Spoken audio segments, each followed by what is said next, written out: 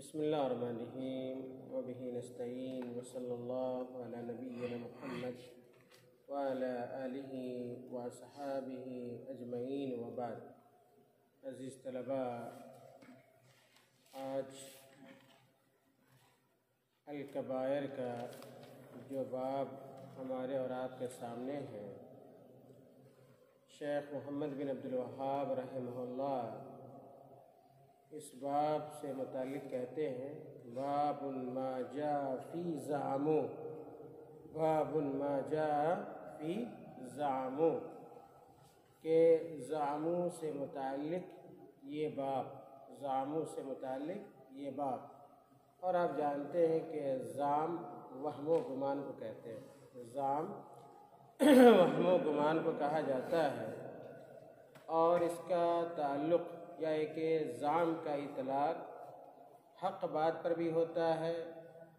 اور باطل پر بھی ہوتا ہے، یعنی حق پر بھی اس کا اطلاق ہوتا ہے اور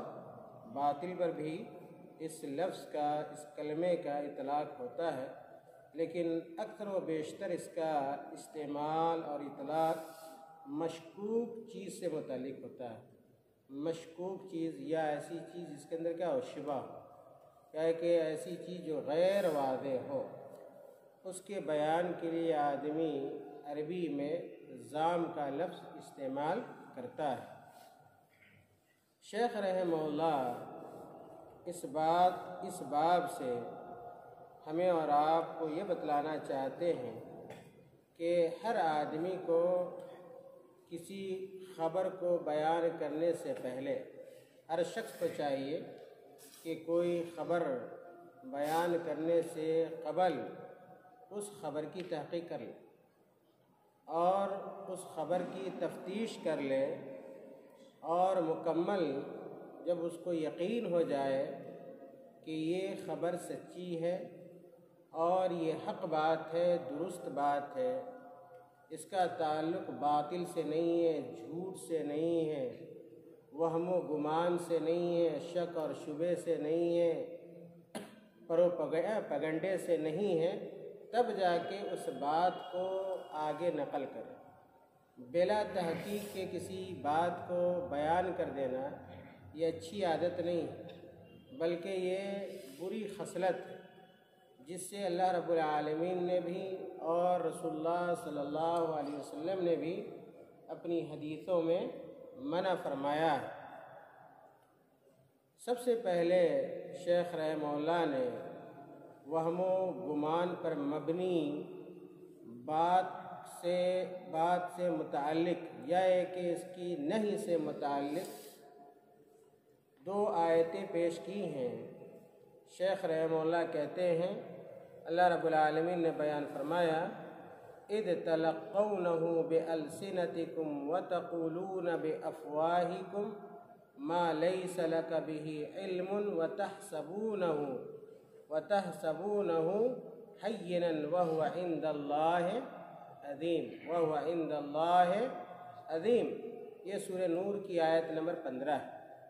یہ سورہ نور کی آیت نمبر 15 ہے۔ اللہ تعالیٰ نے کہا اذ تلقونه بألسنتكم وتقولون بأفواهكم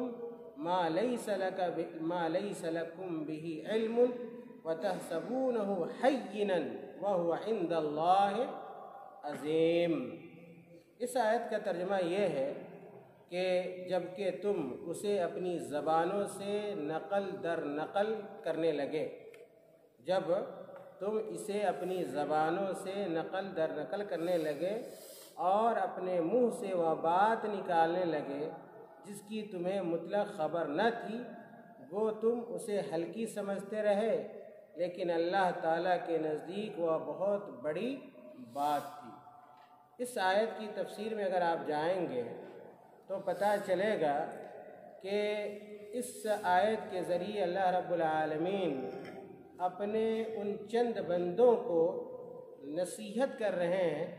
یا اللہ رب العالمین نصیحت کر رہا ہے جو کسی وجہ سے منافقین کی باتوں میں اور ان کے جھانسے میں آ گئے تھے۔ اور آپ کو پتہ ہے کہ رئیس المنافقین عبداللہ بن ابی نے حضرت عائشہ رضی اللہ تعالی عنہا پر تہمت لگائے، اور مشہور صحابی صفوان بن معطل کے ساتھ کیا ہے متہم کیا یا کہ مطعون کیا عائشہ رضی اللہ تعالی عنہا کو، جب اللہ کے رسول صلی اللہ علیہ وسلم اپنے صحابہ کے ساتھ غزوہ بنی مستلق سے واپس ہو رہے تھے، اور مدینہ کے قریب اللہ کے نبی صلی اللہ علیہ وسلم نے پڑاؤ ڈالا، اور اسی درمیان عائشہ رضی اللہ تعالیٰ عنہ گئیں اپنے کسی خاص کام سے، اور عائشہ رضی اللہ تعالیٰ عنہ کا ہار کیا ہوا، گم ہو گیا، اور جب واپس آئیں تو دیکھا کہ سارا قافلہ کیا ہے، جا چکا ہے، سارا قافلہ جا چکا ہے، چنانچہ وہیں پہ لیٹ گئی عائشہ رضی اللہ تعالیٰ عنہ وہیں پر لیٹ گئیں۔ اور اس زمانے میں ہر قافلے کے پیچھے ایک آدمی رکھا جاتا تھا، جو بعد میں اس قافلے کی چھوٹی ہوئی چیزوں کو اور سامانوں کو لے کر کیا ہے آیا کرتا تھا۔ وہی ڈیوٹی اور وہی ذمہ داری کن کی تھی، صفوان بن معطل رضی اللہ تعالی عنہ کی تھی۔ جب یہ آئے تو دیکھا کہ عائشہ رضی اللہ تعالیٰ عنہ وہاں پہ لیٹی ہوئی ہیں، اور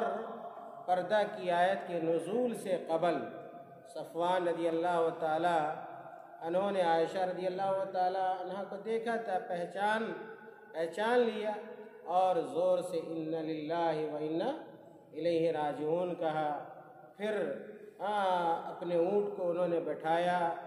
اور عائشہ رضی اللہ تعالی عنہ اس اونٹ پر سوار ہوئیں۔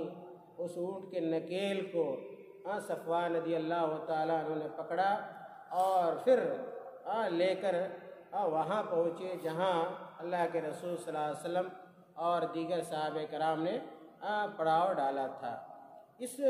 معاملے کو، اس واقعے کو جب اس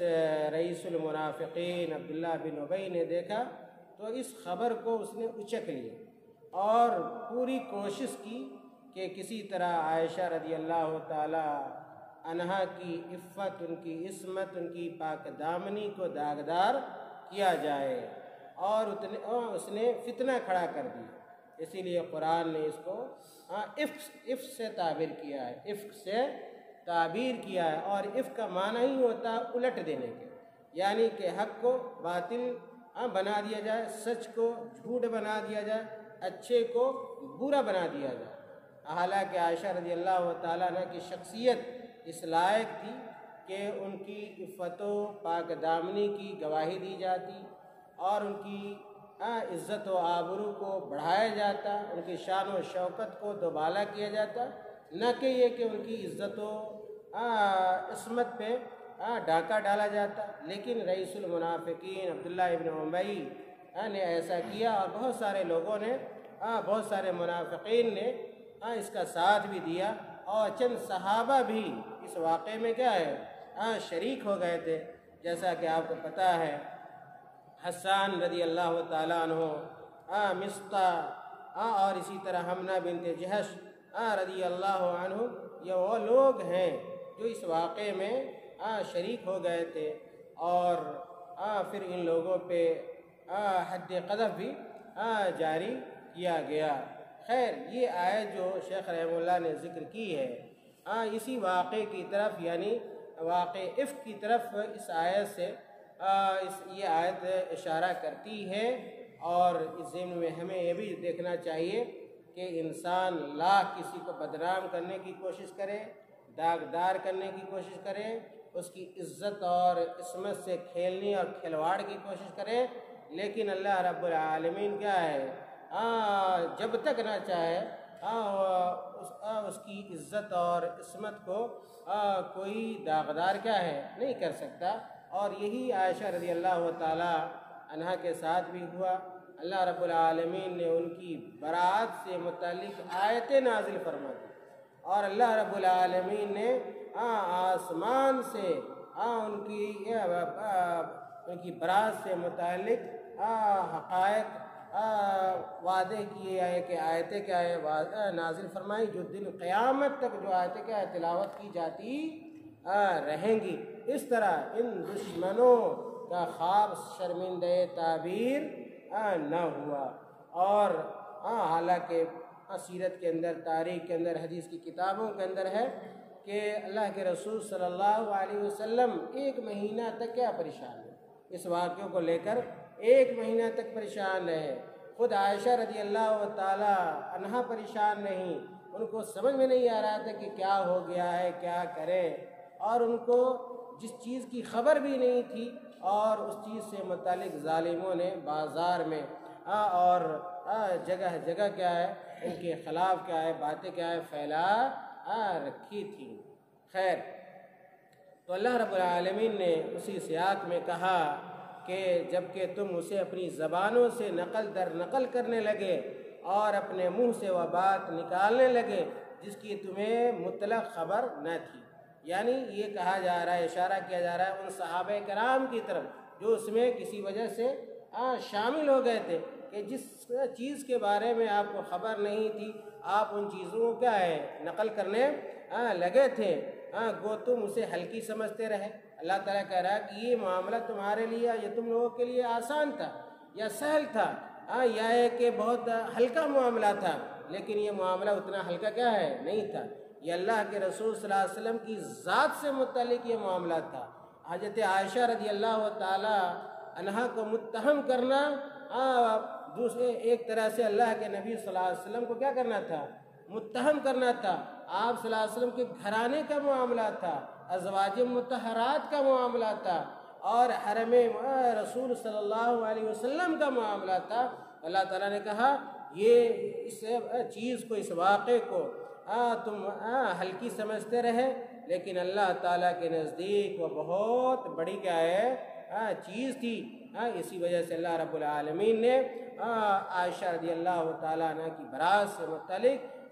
کئی آیتیں قرآن کریم کے اندر نازل فرمائیں۔ دوسری جو چیز اس آیت کے اندر قابل غور ہے وہ یہ کہ اللہ رب العالمین نے سرزنش کی، اللہ رب العالمین نے سرزنش کی ان لوگوں کی جو بلا تثبت کے، بلا تحقیق کے اور بلا تفتیش کے باتوں کو نقل کرتے ہیں، باتوں کو کیا ہے پھیلاتے ہیں، اس کی نشر و اشاعت کرتے ہیں، افواہ پھیلاتے ہیں،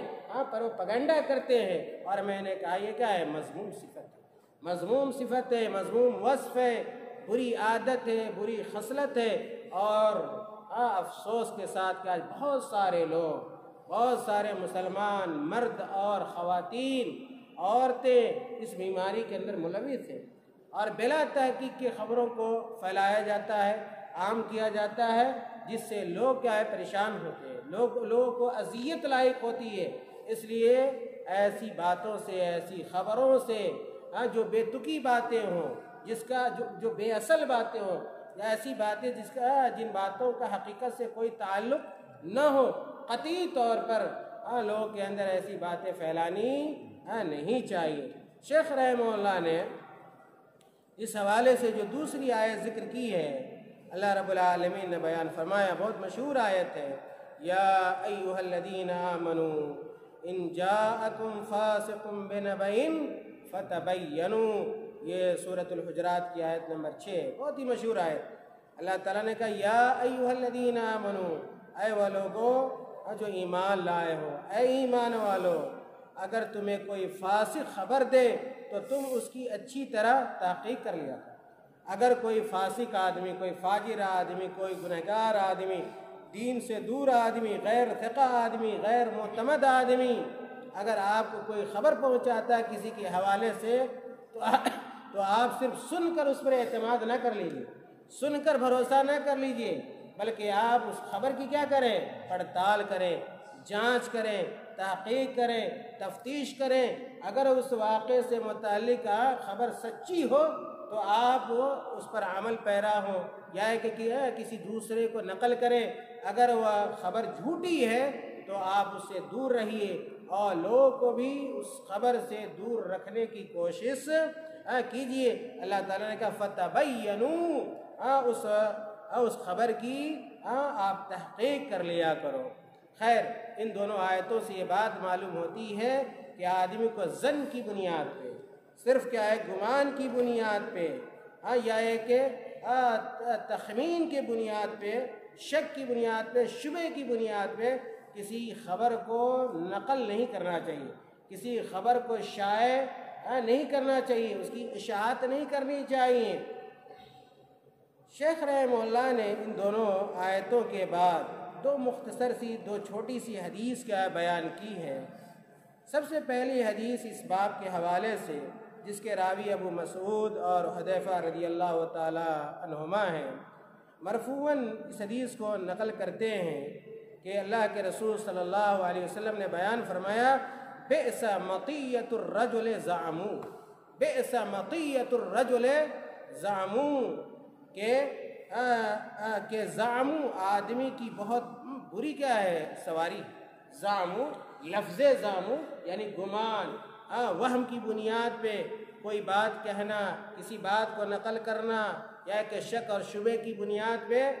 کسی بات کو نقل کرنا، اللہ کے نبی صلی اللہ علیہ وسلم نے کہا یہ بہت بری سواری ہے جس کے ذریعے انسان اپنے ناپاک عزائم کو حاصل کرنا چاہتا ہے، یا کہ اپنے ناپاک عزائم تک پہنچنا کیا ہے چاہتا ہے، اور بلا تحقیق کے باتیں کیا کہتا ہے یا باتوں کو پھیلاتا ہے۔ تو اللہ کے نبی صلی اللہ علیہ وسلم نے ایسی عادت کو بری عادت قرار دیا، اور ایسے عمل کو برا عمل اللہ کے نبی صلی اللہ علیہ وسلم نے قرار دیا، اور کہا کہ یہ زعمو آدمی کی بہت ہی بری کیا ہے سواری ہے۔ پتہ یہ چلا کہ کوئی بھی بات